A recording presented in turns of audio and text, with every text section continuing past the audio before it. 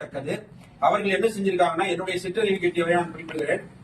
சிறைராகத்தில் இருக்கக்கூடிய நுணுக்கமான அந்த ஆய்வுகளை முன்னெடுத்து அதற்குள்ள இருக்கிற ஆயிரக்கணக்கான சல்லி வேர்கள் போல இருக்கக்கூடிய அந்த வேர்களை எல்லாம் கண்டறிந்து அதன் வாயிலாக எப்படியெல்லாம் இசை ஒரு வேறாக மாறி பாய்கிறது அப்படிங்கறத ஆய்வு பண்ணியிருக்காங்க. காரணம், இந்த நிலம் இசை நிலம். இந்த திருச்சிராப்பள்ளி மாவட்டமே ஒரு இசை பீடத்திற்கான மலைக்கோட்டை மாவட்டம். இங்கே இதை வெளியிட்டவர் 97 வயது கடந்த ஒரு இளைஞர் என்பது பெருமைப்படத்தக்கது.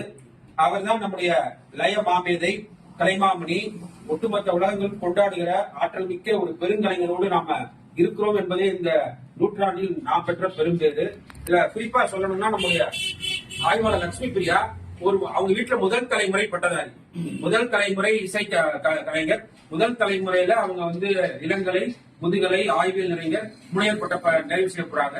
இப்படி ஒரு முதல் தலைமுறையில ஒரு இசை கலைஞரை உருவாக்கியவர்கள் அவங்களுடைய தாயார். அவங்களுடைய தந்தையாருக்கு தான் நீங்க பலத்த கருவியோடு பெருமை சேர்க்கிறோம். அவங்க ஒரு இந்த நகை, குறிப்பாக தங்க நகைகளை அதை உருவாக்குகிற அந்த தொழில் செய்கிறவங்க ஒரு மிகப்பெரிய இசை தங்கத்தை உருவாக்கி இருக்கிறாங்க. அதுல குறிப்பா அவங்களுடைய தந்தையார், அவங்களுடைய அண்ணன், ஒரு குடும்பமே அந்த மாணவியை உருவாக்கத்துல ஒரு மிகப்பெரிய பங்காற்றுகிறார்கள் என்பது பெருமைப்படத்தக்கது. அது குறிப்பா பெண் பிள்ளை அப்படிங்கிறது இந்த தமிழ்நாட்டுக்கும் தமிழிசைக்கும் பெருமை.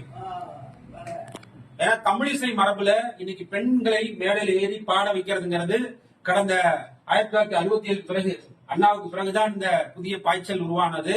அந்த திராவிட மறுமலர்ச்சியை தமிழிசைக்காக பெரியார் குரல் கொடுத்திருக்கிறார், அண்ணா குரல் கொடுத்திருக்கிறார். அதுக்கப்புறம் அதுல பாத்தீங்கன்னா நம்ம திருவாவூர் ராஜரத்னம் பிள்ளை, அதே போல நம்முடைய திருச்சியிலேயே சமாதியான நம்முடைய நடிகவேல் MR ராதா, இவர்களெல்லாம் தான் தமிழிசையை தூக்கி உயர்த்தி பிடித்தார்கள். அவர்கள் தான் தண்டபாணி தேசிகர், சீர்காழி கோவிந்தராஜன் மரபுல வந்திருக்கிறாங்க. அவங்க MKT மரபை சேர்ந்தவர்கள் என்பது பெருமைப்படத்தக்கது. MKT மரபுல இன்னைக்கு இருக்கிற ஒரு பெண் பாடகி, ஒரு பெண் பின்னணி இசை பாடகர் அப்படிங்கிறது எங்க மண்ணுக்கும், தமிழுக்கும், கலைக்காவலிக்கும், ஐயாவுக்கும் எல்லாத்துக்கும் பெருமை. அந்த ஒரு பெண்ணை இந்த துறையில் உருவாக்குறதுங்கிறது சாதாரண செயல் இல்ல. அது குறிப்பாக உயர்ந்த சாதிக்காரங்க தான் எல்லா பெண்களும் மேடையேறி பாடுகிறார்கள். அதே போல இடைச்சாதி, அடிநிலை கலைஞர்கள் இருக்கவங்க எல்லாம் இன்னைக்கு யாரும் விடுறது இல்ல. அதை மிக சிறப்பாக செய்திருக்கிற அந்த குடும்பத்திற்கு இந்த நேரத்தில் அவருடைய நெறியாளர் சார்பாகவும், ஐயா 97 வயது லயமாமேதை ஐயா சார்பாகவும், குறிப்பாக இதெல்லாம் ஊக்கப்படுத்தி கொண்டிருக்கிற பேராசிரியர், இணை பேராசிரியர் மூர்த்தி, அவர் ஒரு தாள மாமேதை. அவர் உருவாக்கிய ஐயா தான் அவருடைய குருநாதர். அவர் தான் தொடர்ந்து ஊக்கப்படுத்திக் கொண்டிருக்கிறார். இன்றைக்கும் அவர் எங்களோடு தான் இதை படம் பிடித்துக் கொண்டிருக்கிறார் என்பது எங்களுக்கு, குறிப்பாக லட்சுமி பிரியாவுக்கு ரொம்ப பெரிய விஷயம். மழை வானத்துல வெளியில பெய்யறதுக்கு தயாரா இருக்கு. இவங்களுடைய இசை மழையும் இனி தொடர்ந்து பெய்ய வேண்டும்.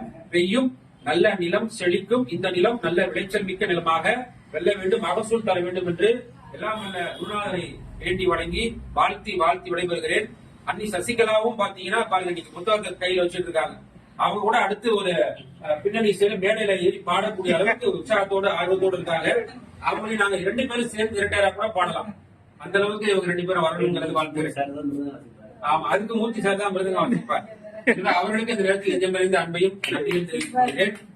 நன்றி, வணக்கம்.